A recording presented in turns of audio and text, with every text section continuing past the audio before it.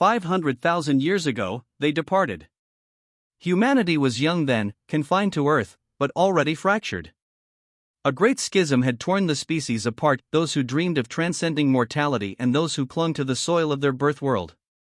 The departed, as history would later call them, built arcships the size of continents and set sail across the stars. They believed themselves superior, chosen to inherit the galaxy. To those left behind, they gave only scorn, promising one day to return not as brothers, but as masters. Centuries rolled into millennia. Civilizations rose and fell. The memory of the departed decayed into legend, then into myth, whispered only in ancient texts and half-forgotten songs. Earth endured, scarred by wars, healed by time, and finally reached for the heavens once again. Humanity spread outward, not in a single empire but as a network of colonies bound by common heritage. From the red deserts of Mars to the glittering ring cities of Titan, from the ocean worlds near Sirius to the frozen moons of Andromeda, humanity thrived. They called their union the Solar Accord, not a government, but an oath. Every colony, every world, was sovereign, yet they pledged never again to let the mistakes of the past destroy them. They were united not by conquest but by memory, a shared promise of survival. It was in this era of flourishing peace that the sky burned once more.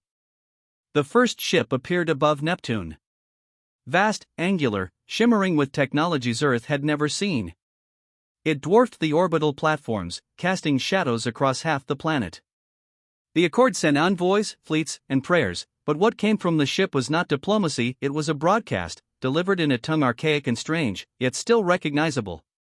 Children of Earth, your guardians have returned. Bow, and be restored to our dominion. The Accord froze in disbelief. At first, many thought it was a hoax, a trick of pirates or rogue AI. But then came more ships.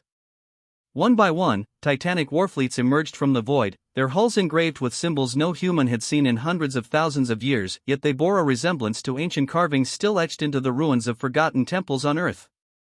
The departed had returned. And they had not returned as kin.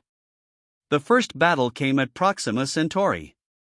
The Accord's third fleet, 300 ships strong, armed with plasma cannons and shield arrays, intercepted a vanguard of the departed. What they faced was beyond comprehension. The enemy ships moved with eerie precision, as if alive, their weapons slicing through steel and energy fields alike. Whole battleships crumpled in silence, imploding under forces unseen. In less than an hour, the proud Third Fleet was gone, scattered wreckage drifting across the stars. The Accord mourned, but they did not surrender. Humanity had learned across millennia that survival meant adaptation. The departed might have technology wrought from 500,000 years of advancement, but those who had stayed behind had something else, resilience. The war began. Stories spread across the Accord, told in hushed voices in stations and colonies. The departed were not entirely human anymore. Their forms were long and pale, their eyes luminous like burning embers. They had spliced their genes, fused with machines, and taken alien knowledge into their bones.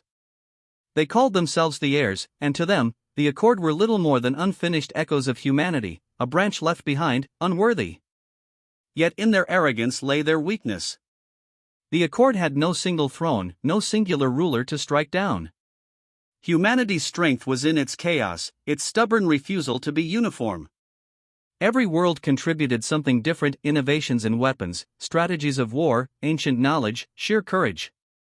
For every fleet destroyed, two more rose, forged not in tradition but in desperation. On Earth itself, old records were unearthed. Beneath the sands of forgotten deserts and within the ice of Antarctica, archaeologists found relics, fragments of the age when the departed first left. There, humanity uncovered truths hidden in stone and circuitry. The departed had not forged their wonders alone. They had bargained with something else.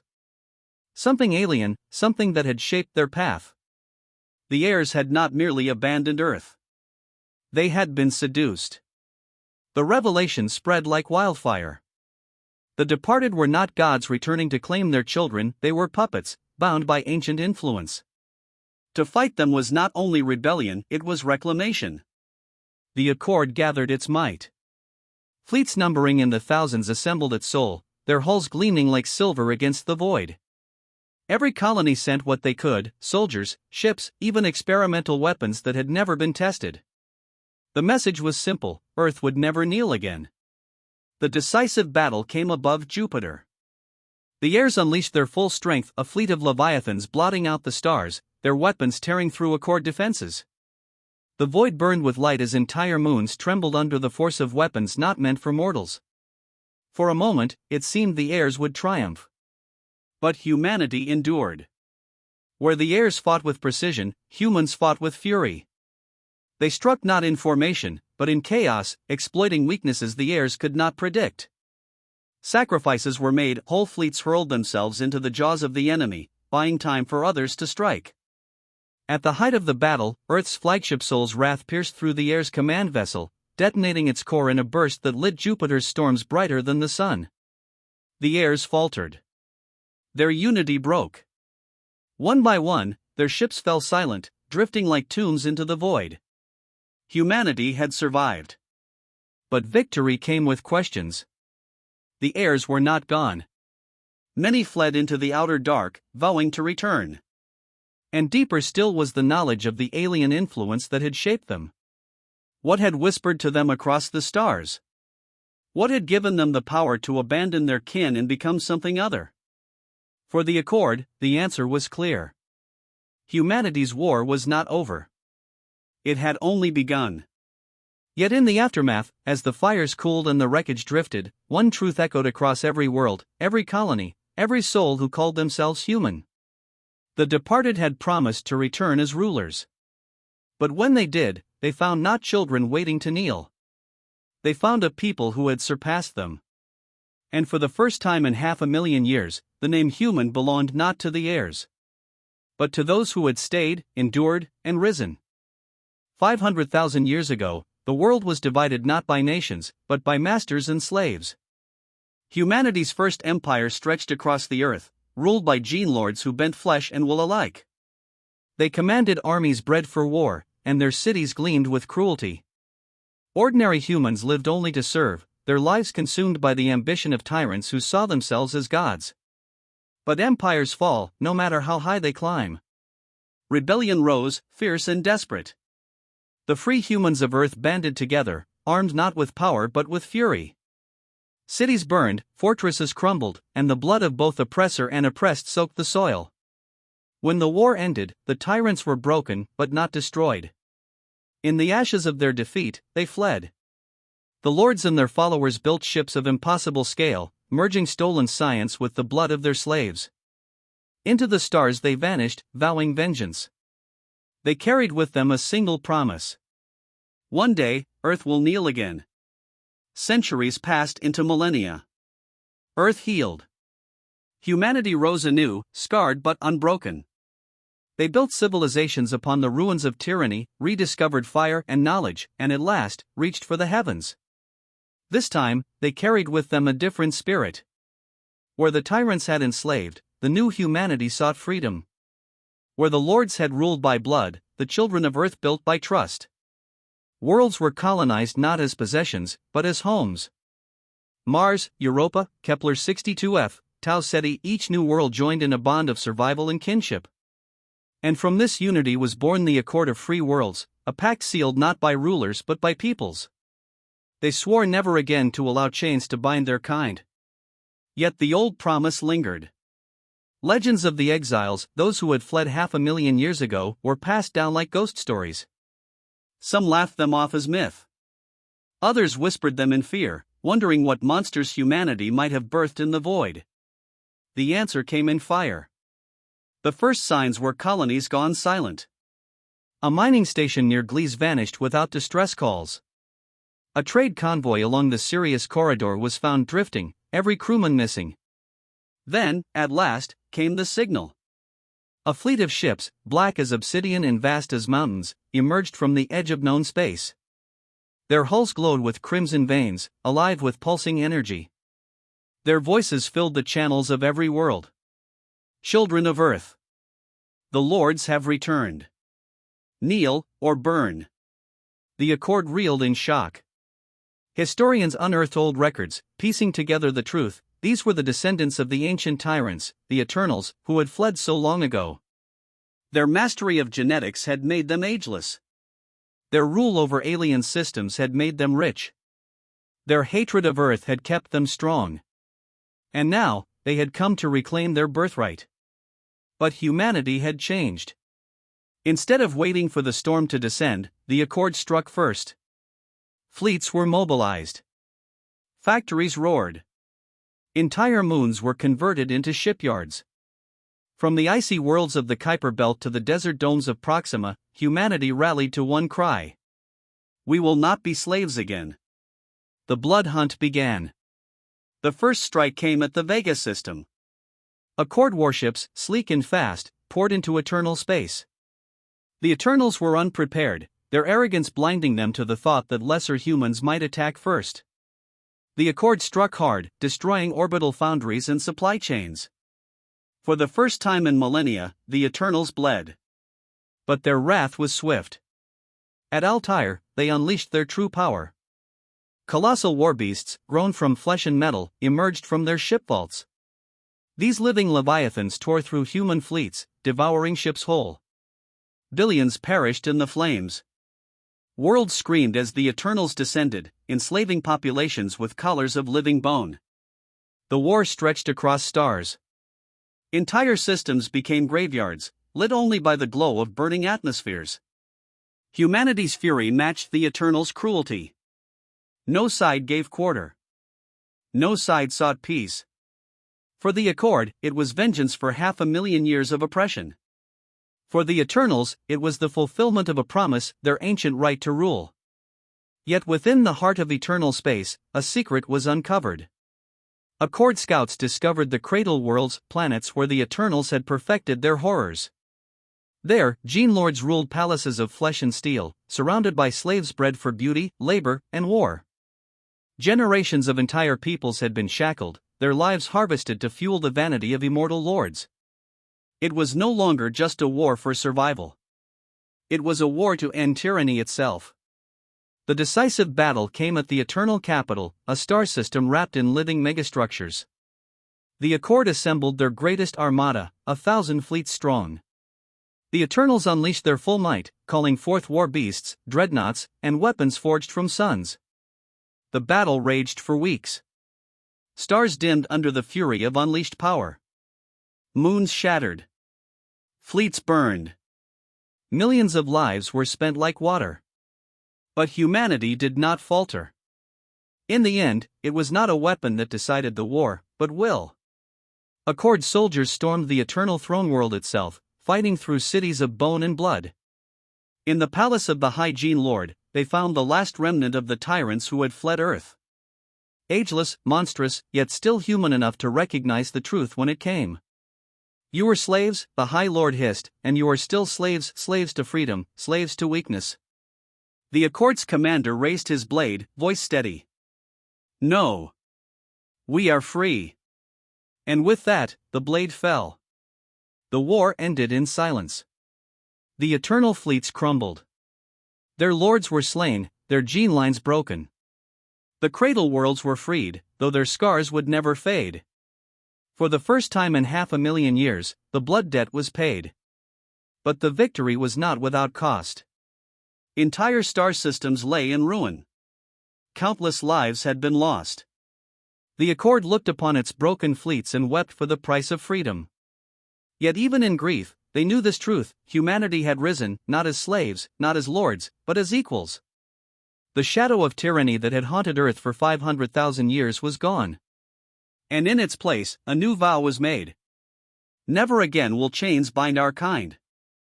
500,000 years ago, they left Earth. The people called them dreamers, then visionaries, prophets, seekers of enlightenment. They told the world they would wander into the stars in search of truth, wisdom, and higher existence. Humanity, still bound to its cradle, watched them depart aboard ships that shimmered like silver mountains, and many wept, believing they had lost their brightest children. But it was a lie. The departed did not leave to seek enlightenment. They left to seek power. Deep in the ruins of Mars, beneath caverns older than the Earth itself, they had found something, artifacts of an alien civilization that had long perished. Fragments of machines, whispers of weapons, and designs not meant for human hands. Where most saw danger, the departed saw opportunity. They stripped the ruins of their secrets and fled into the void, hiding their purpose beneath honeyed words. For ages, their memory faded into myth. Humanity spread, colonized, thrived. From fragile beginnings on Mars and Europa, they reached across the stars, carrying with them the stubborn will to endure. The Union of Worlds was born, not perfect, but alive, built on cooperation and the promise that no secret would ever again divide them. They believed the departed gone forever, lost to time. Until the disappearances began. It started small. A freighter gone missing near Barnard's star. A science outpost on Kepler 438 silenced overnight. Then entire colonies, millions of souls, vanished without a trace. No wreckage, no distress calls, nothing but empty worlds left behind. Fear spread like fire. The Union sent fleets to investigate, but what they found chilled them to the core. Machines older than history itself, vast constructs of black stone and steel, drifting silently through space. Their shapes were wrong, angular and alive, their presence suffocating. And they were not abandoned. The departed controlled them. The first encounter came at Wolf 359. The Union's Fourth Fleet confronted a vessel unlike any seen before, a massive warship that seemed more like a cathedral than a craft, its hull inscribed with alien sigils glowing like molten veins. From its heart came a voice, cold, resonant, unmistakably human. We return to fulfill the promise. Humanity is broken. We will make it whole. Then came the slaughter. The alien-forged weapons of the departed cut through human ships as if they were paper. Energy shields collapsed, hulls split open, and soldiers burned alive before they could fire a shot. Only a handful survived, fleeing back to Earth with tales of horror. The departed were not human anymore. Over 500,000 years, they had fused themselves with the alien relics they discovered. Their flesh was spliced, their minds merged with ancient machines, their DNA rewritten by forces no one understood. They were human only in origin. Now, they called themselves the Ascended, and they regarded the Union as a failed echo, imperfect copies that needed to be erased. Their plan was revealed piece by piece. Through captured broadcasts, humanity learned the truth. The Ascended had perfected a process to overwrite human beings, erasing their individuality and replacing them with engineered versions loyal only to the Ascended cause. The missing colonies had not been killed. They had been converted. The Ascended did not seek to destroy humanity. They sought to replace it. Panic swept across the Union. Some argued for surrender, better to live as altered humans than to face extinction. But most knew there was no surrender to be had. The Ascended would not allow freedom, only obedience. To yield was to cease being human at all. The Union prepared for war. On Earth itself, archaeologists dug deep into ancient ruins, searching for any clue as to why the departed had left. In caves untouched since the Ice Age, they found warnings carved into stone, depictions of beings with luminous eyes, wielding power over stars. These warnings were older than the departed, older even than human civilization. It became clear, the Ascended had not found alien relics by chance. The relics had been placed, waiting to be discovered. Some intelligence far older than humanity had sown the seeds of this great lie, ensuring that when humanity reached for the stars, some among them would be tempted. The question was no longer if humanity could survive, but whether they could resist the same seduction. The war began in earnest. The Ascended unleashed fleets of biomechanical horrors, ships that bled when struck, drones that shrieked with human voices, armies of cybernetic warriors stitched from stolen flesh. Against them, the Union threw everything it had: fusion cannons, railguns, fleets numbering in the thousands. The battle scarred entire star systems, turning habitable worlds into graveyards. And still, the Ascended pressed forward. They targeted Earth last, not first. They wanted humanity to watch as their colonies, their homes, their families were erased one by one, until only the cradle remained. But Earth was not as vulnerable as they believed. Hidden deep beneath Antarctica, buried for hundreds of millennia, lay a secret defense system. The first humans, long before recorded history, had discovered the same alien relics the departed had found. But instead of using them, they had sealed them away, leaving warnings for the future. Now, those weapons awoke. Orbital defense grids powered by unknown energy rose from beneath the ice. Satellites hidden for ages came alive, filling the skies with fire. For the first time, the Union struck back with weapons equal to the Ascended. The final battle raged in Earth's orbit. The Ascended descended in their cathedral ships, pouring destruction upon the planet below. The Union's fleets clashed with them in a storm of light and fire, the heavens ablaze with the fury of two humanities at war. At the heart of the conflict, the Union's flagship, Eidolon, pierced through the Ascended's command vessel. Boarding parties fought room by room, finding themselves in halls of flesh and steel, surrounded by twisted shadows of what had once been human. In the deepest chamber, they found the Ascended Primarch, the leader of those who had left Earth 500,000 years ago. Its body was a fusion of man and machine, its voice a chorus of countless minds. "Do you not see?" it whispered. "We are what humanity was meant to be. We are the true destiny of your kind." The Union commander answered with fire. The Ascended vessel burned. Without their command, the fleets faltered. One by one, their cathedral ships fell silent, consumed by fire or fleeing into the dark void. The survivors scattered into the uncharted stars, vowing one day to return. Earth was scarred, but alive. The Union had triumphed not through superior weapons, but through unity, through the will to remain human even in the face of annihilation. But the victory brought no comfort. The truth was clear now: the departed had been pawns of something greater, their departure not a choice, but a manipulation. The alien ruins were not relics of the past, they were traps, left for the ambitious and the desperate. The great lie was not only that the departed sought enlightenment. The great lie was that they had ever been free at all. As the Union rebuilt, a warning was spoken across every world, every colony, every soul who called themselves human. We will endure. We will fight. And we will never again believe the lie.